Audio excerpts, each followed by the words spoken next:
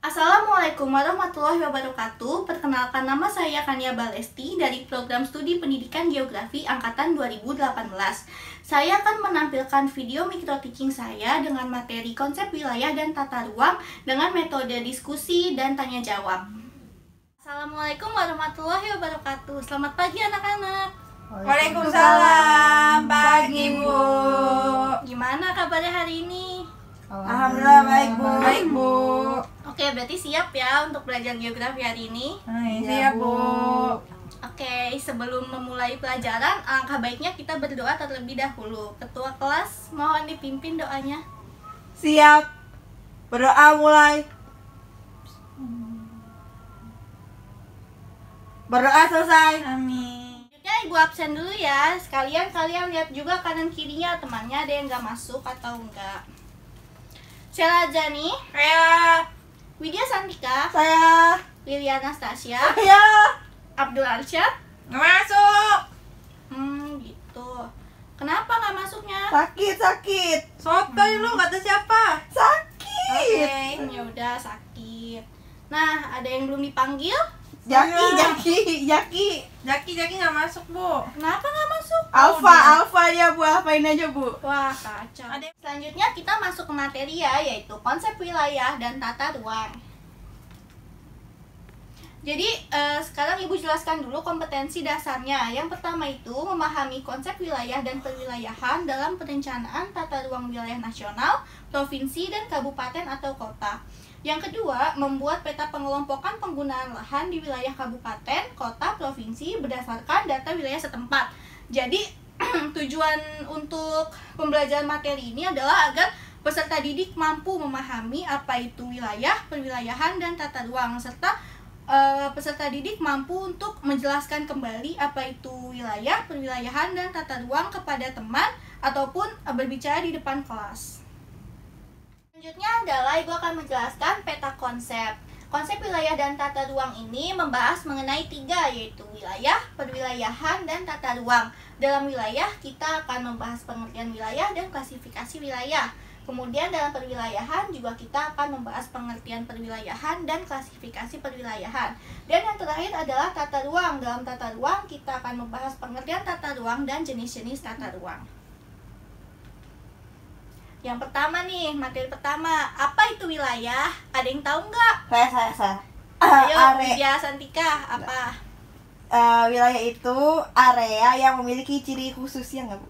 Ya, betul. Ada lagi? Ayo, Ibu sekarang minta pendapatnya. Sela. Iya, Wilayah itu ya tempat area. iya, benar sih. Jadi Ibu lengkapi ya, wilayah itu adalah suatu area di permukaan bumi yang dibatasi oleh kenampakan tertentu dan memiliki karakteristik tertentu atau ciri khas sehingga dapat membedakan dengan wilayah lainnya. Misalnya adalah wilayah pertanian itu pasti beda dengan wilayah kehutanan, wilayah perkotaan pun juga berbeda dengan wilayah pedesaan. Nah, kalau menurut Peraturan Pemerintah Nomor 47 Tahun 1997 tentang Rencana Tata Ruang Wilayah Nasional, wilayah adalah ruang yang merupakan kesatuan geografis beserta segenap unsur terkait padanya yang batas dan sistemnya ditentukan berdasarkan administratif dan atau aspek fungsional. Selanjutnya adalah klasifikasi wilayah. Klasifikasi wilayah itu ada 2, yaitu wilayah formal atau uniform region dan wilayah fungsional atau nodal region. Wilayah formal adalah wilayah yang dicirikan berdasarkan keseragaman atau homogenitas tertentu. Wilayah formal itu bisa berdasarkan fisik atau sosial budayanya. Kalau berdasarkan fisik itu misalnya karena kesamaan topografi, jenis batuan, atau vegetasi yang tumbuh di dalamnya.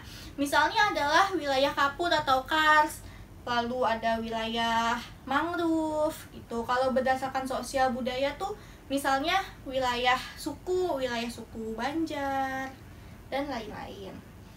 Yang kedua adalah wilayah fungsional atau nodal region. Wilayah fungsional yaitu wilayah yang dicirikan dengan kegiatan yang saling berhubungan antara beberapa pusat kegiatan secara fungsional. Misalnya adalah wilayah Jabodetabek, mereka kan saling berhubungan antar pusat kegiatan. Selanjutnya adalah klasifikasi wilayah secara umum. Klasifikasi wilayah secara umum itu ada 5, yaitu natural region atau wilayah alamiah atau fisik, single feature region atau wilayah ketampakan tunggal, generic region atau wilayah berdasarkan jenisnya, specific region atau wilayah spesifik atau khusus, dan yang terakhir adalah factor analysis region, yaitu wilayah analisis faktor. Nah, di sini Ibu akan menjadikan materi ini sebagai bahan diskusi kalian. Jadi, nanti Ibu meminta kalian membuat kelompok. Kelompoknya itu berisi 2 orang. Nah, Ibu meminta kalian untuk mencari dari mana saja sumber. Lalu nanti Ibu panggil, kelompok yang Ibu panggil memaparkan hasil diskusinya di depan kelas. Mengerti? Iya, Bu. Baik. Materi selanjutnya adalah perwilayahan. Perwilayahan atau regionalisasi adalah suatu proses penggolongan wilayah berdasarkan kriteria tertentu. Klasifikasi atau penggolongan wilayah ini dapat dilakukan secara formal maupun fungsional. Nah, perwilayahan ini tuh erat banget kaitannya dengan pembangunan. Jadi, untuk melakukan pembangunan, pemerintah setempat tuh juga harus memperhatikan perwilayahannya itu, memperhatikan keadaan wilayahnya itu. Selanjutnya adalah klasifikasi perwilayahan. Klasifikasi perwilayahan itu dibagi menjadi 2, yaitu formal dan fungsional. Klasifikasi perwilayahan formal yaitu pengelompokan wilayah yang memiliki karakteristik yang sama atau homogen, atau bisa juga ditentukan berdasarkan kriteria tertentu. Misalnya adalah menurut batas administrasinya. Kalau menurut batas administrasinya itu akan menghasilkan beberapa provinsi. Selanjutnya adalah fungsional. Perwilayahan fungsional yaitu pengelompokan wilayah yang memiliki karakteristik berbeda dan biasanya ditentukan oleh hubungan antara bagian-bagian wilayah dengan pusat wilayah. Misalnya adalah Kota Jakarta yang terdiri dari beberapa unit, yaitu kota-madya, kecamatan, kelurahan. Nah, unit-unitnya ini tuh dihubungkan misalnya oleh jaringan jalan. Jadi dari materi yang Ibu paparkan tadi mengenai wilayah dan perwilayahan, apakah ada pertanyaan? Saya mau nanya, Bu. Iya, silakan Widya. Jadi wilayah sama perwilayahan itu berbeda ya, Bu? Iya, betul sekali berbeda. Nah, ada yang tahu nggak nih perbedaannya apa? Nggak tahu, Bu. Nggak tahu, Bu. Nggak tahu. Nggak. Ya, jadi perbedaannya itu adalah wilayah itu tuh suatu objeknya. Sedangkan kalau perwilayahan itu penggolongannya, ada sistem di situ, ada sistem penggolongan wilayah tersebut. Udah paham? Insya Allah paham, Bu. Ya, sedikit-sedikit, Bu. Baik. Selanjutnya adalah materi tata ruang. Jadi tata ruang di Indonesia itu dibagi menjadi 3, yaitu tata ruang nasional, tata ruang provinsi, dan tata ruang kabupaten atau kota. Tata ruang itu adalah wujud struktur dan pola ruang yang disusun secara nasional, regional, dan lokal. Tata ruang ini erat kaitannya dengan perencanaan untuk melihat struktur ruang pada kota.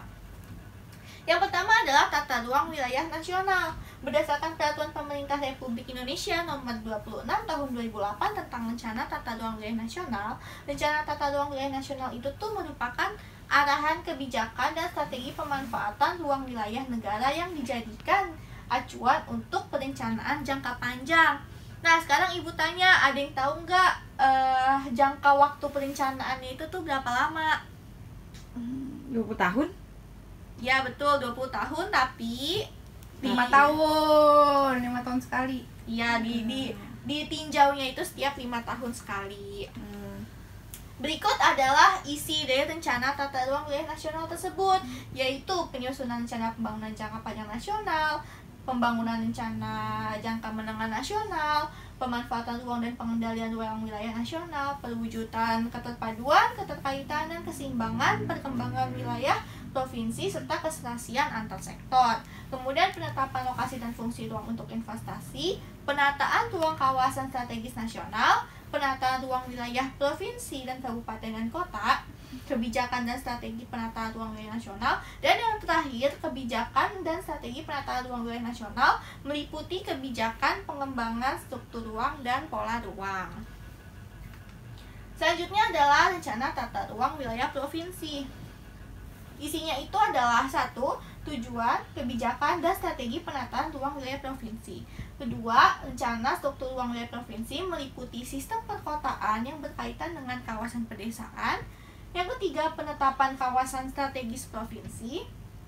Yang keempat, Arahan pemanfaatan ruang wilayah yang berisi indikasi program utama jangka menengah 5 tahunan. Dan yang terakhir, arahan tata ruang wilayah provinsi yang berisi arahan peraturan zonasi sistem provinsi, arahan perizinan, dan lainnya. Jadi untuk membuat rencana tata ruang wilayah provinsi, terus tata ruang wilayah kabupaten itu tuh harus mengacu pada rencana tata ruang wilayah nasional yang tadi. Nah, yang terakhir adalah rencana tata ruang wilayah kabupaten atau kota.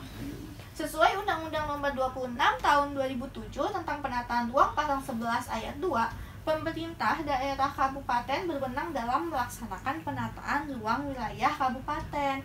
Penataan tersebut itu tuh meliputi perencanaan tata ruang wilayah kabupaten, pemanfaatan ruang wilayah kabupaten, dan pengendalian pemanfaatan ruang wilayah kabupaten. Gitu. Nah, selesai sudah materi kita hari ini. Sekarang Ibu beri waktu 20 menit untuk kalian berdiskusi mengenai penggolongan wilayah yang tadi. Nanti kelompok yang Ibu panggil harus berani untuk memaparkan hasil diskusinya. Mengerti? Baik, Bu. Ayo.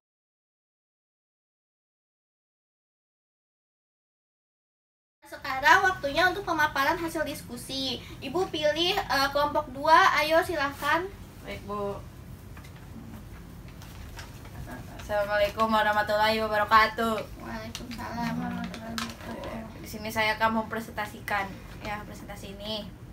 Penggolongan wilayah secara garis besar. A. Natural region atau wilayah alamiah atau fisik. Berdasarkan ketampakan alami, contohnya wilayah pertanian dan wilayah kehutanan. B. Single feature region, wilayah ketampakan tunggal, berdasarkan pada satu ketampakan jenis atau tema tertentu. Contoh wilayah berdasarkan iklim, iklim tropis, iklim subtropis, sama iklim kutub. Yang C. Generic region atau wilayah berdasarkan jenisnya, didasarkan pada ketampakan jenis tertentu. Contoh misalnya di wilayah hutan hujan tropis yang ditonjolkan hanya flora tertentu seperti anggrek. Lalu D. Specific region, jadi wilayah spesifik atau khusus, dicirikan kondisi grafis yang khas dalam hubungannya dengan letak, adat istiadat, budaya, dan kependudukan secara umum. Contohnya itu wilayah Asia Tenggara, wilayah Eropa Timur, dan wilayah Pasifik. Yang terakhir, yang E adalah faktor analisis region atau wilayah analisis faktor. Jadi penentuan wilayah berdasarkan analisis faktor, terutama bertujuan untuk hal-hal yang bersifat produktif. Contoh, penentuan wilayah untuk tanaman jagung dan kentang. Terima kasih. Baik, bagus sekali. Makasih kelompok 2. Ya, tepuk tangannya mana? Sekian dari kami. Wassalamualaikum warahmatullahi wabarakatuh. Waalaikumsalam warahmatullahi wabarakatuh. Nah, selanjutnya adalah Ibu akan memberikan latihan soal yang akan Ibu kirim ke Google Classroom. Dikumpulkan maksimal besok ya anak-anak. Paham? Ya, Bu. Baik. Sekian kelas hari ini Ibu tutup. Wassalamualaikum warahmatullahi wabarakatuh. Semoga apa yang Ibu sampaikan hari ini dan hasil kalian berdiskusi bermanfaat. Amin.